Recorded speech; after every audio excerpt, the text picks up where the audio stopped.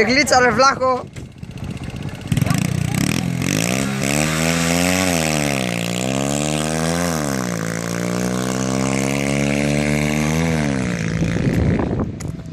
Τα προβάτσα φύγανε μαλάκα, κουνό πάνω. Πολύ θόρυβο κάνει αυτό το τσογλάνι. Αυτό το βίντεο το δείξουμε στον κύριο Κότσο, κινήσεις και έτσι.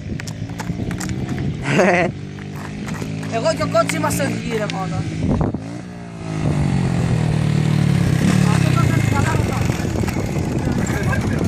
Ανέστη, Ανέστη, ένα λεπτό έμεινε. Καλά έγινε.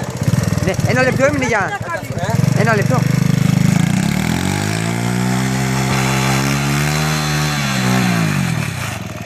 Εντάξει, χάστα καλά. Ο Πίτα και ένας άλλος στην πορεία. Κλείσε μαλάκα.